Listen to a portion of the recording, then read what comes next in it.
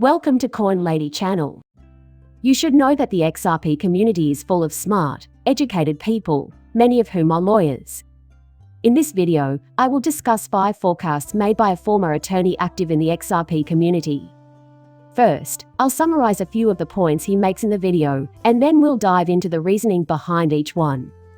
However, he's confident that Judge Torres will rule that XRP itself is not a security in the end, and eventually there will be an agreement reached.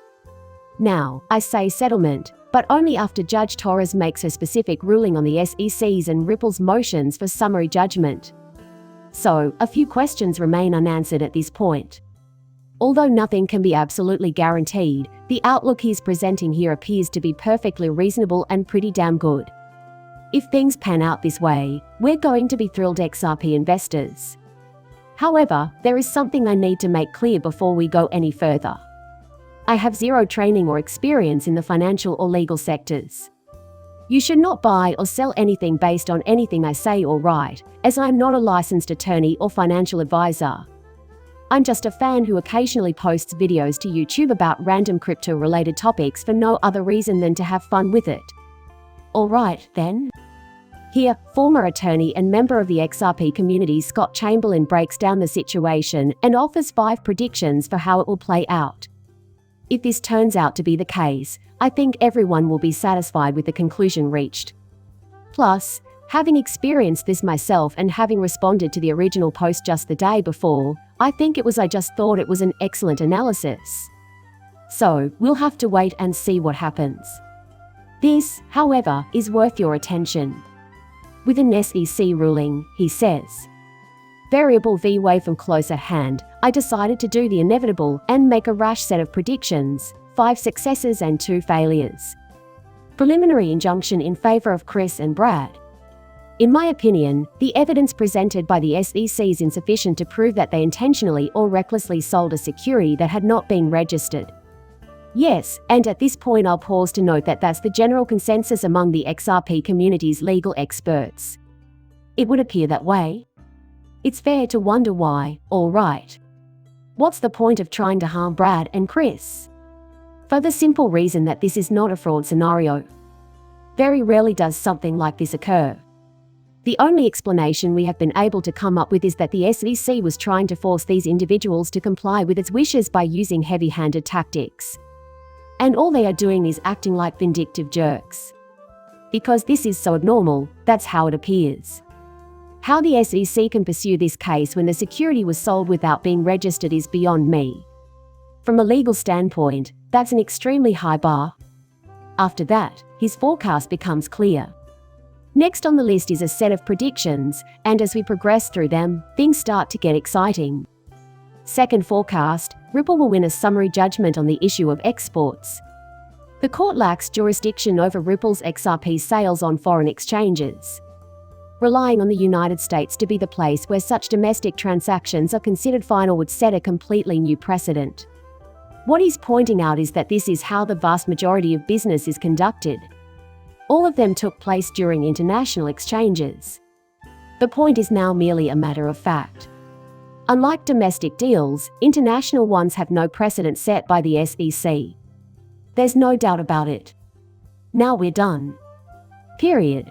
The exterior stop sign has been activated. The SEC is apparently still pursuing this matter as though these dealings violated US securities laws. But on its face, it's hard to believe that Judge Torres would agree with that. So what Scott Chamberlain is saying is that they are going to lose on all those exchanges, all those transactions on exchanges outside the United States, because to have those happen overseas and still have its counters being finalized in the United States would require redefining, effectively like what securities laws are here in the United States. As for his third and final forecast, he believes the claim that XRP itself is a security will be dismissed in summary judgment.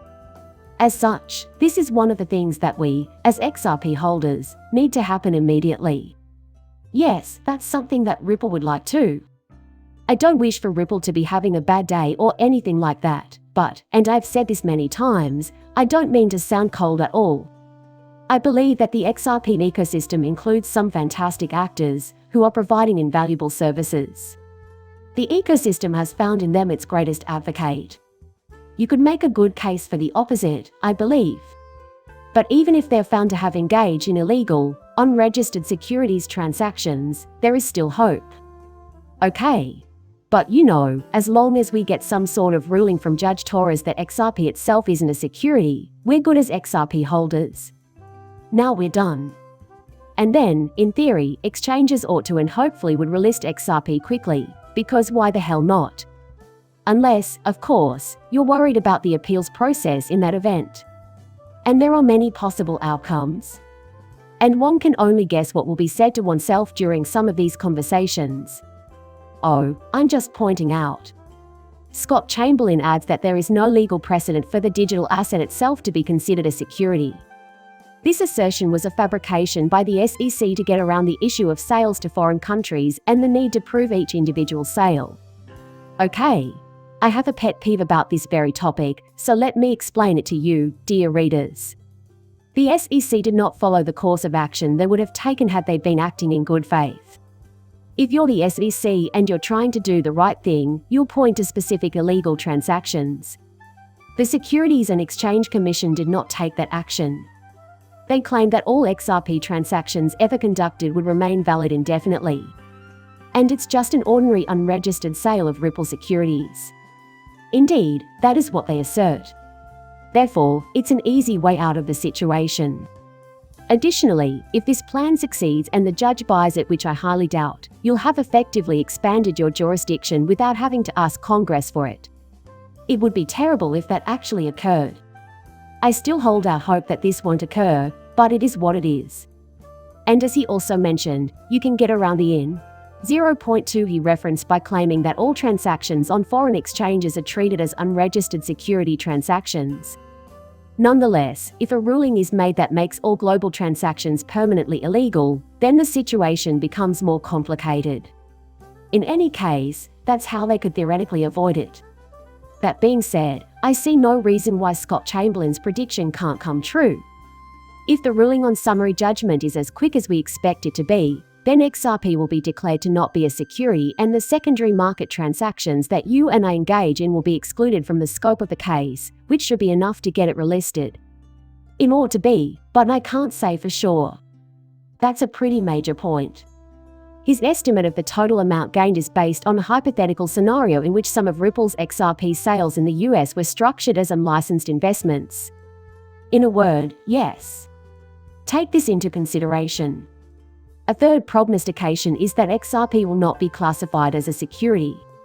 If this scenario plays out, what options does the SEC have? And even if you don't? He then notes that only Ripple's US sales would remain. Now we're done. Not even the international trade. It only applies to business conducted within the United States. Now we're done. Which brings us to our fifth and final forecast. This, too. This is something I really hope will occur. Prediction number 5, according to Scott Chamberlain, is that the case will settle due to points 2 and 3. The third argument was that XRP is not a security in and of itself. The second involved overseas trading on regulated markets. According to him, the case was settled because of those two reasons, and he also believes that the SEC undervalued the fact that the vast majority of Ripple's sales were made through algorithmic trading on international stock exchanges. When secondary and international sales are taken out of the equation, there is not enough meat left on the bone. Consider this. This is the final option. According to Judge Torres, there can be no secondary market deals or deals involving foreign countries. Your entire data set consists of the extremely small number of deals that occurred entirely within the United States. In that case, why wouldn't there be a settlement? If things ever got to that point, Ripple would seize it with both hands. That's why he's so confident, and that's why I believe in him. Should it get there, it will be because Ripple has stated that the lack of an immediate future for XRP is the main factor preventing them from settling. And that's all they need if XRP has a future at all. That's really all they care about. A way forward can be found. They are going to send a check in the mail right now. If the judge rules that only the aforementioned XRP transactions originating from the United States can be considered, then the parties would agree to a settlement. absolutely no secondary market at all. The end of this will come quickly, that much is certain. So, in this instance, it all comes down to the evidence. So, picture this. Furthermore, it is possible that Judge Torres will rule that secondary market trades are excluded from this. So, XRP is not a security in and of itself. However, as I've been mentioning in recent videos and local attorneys have been warning, she still faces the possibility of a jury trial. Even if Judge Torres rules that a jury trial is necessary, the fact that she may already have engaged in secondary market transactions abroad in which she was involved is crucial. I don't think you'll see a jury trial even if Judge Torres orders one. I expect the parties to settle out of court. Yes, that's the point. So even if Judge Torres, we say we wake up tomorrow and see news. Now that Judge Torres has made her decision, not only will this trial before a jury go forward, but investors in the secondary market will have a clear idea of what to expect. After that, my thought process shifts to settlements on the horizon, since it stands to reason that the effect would spread. Waves, if you will. These secondary market trades and the classification of XRP as a security are the only reasons we are not signing.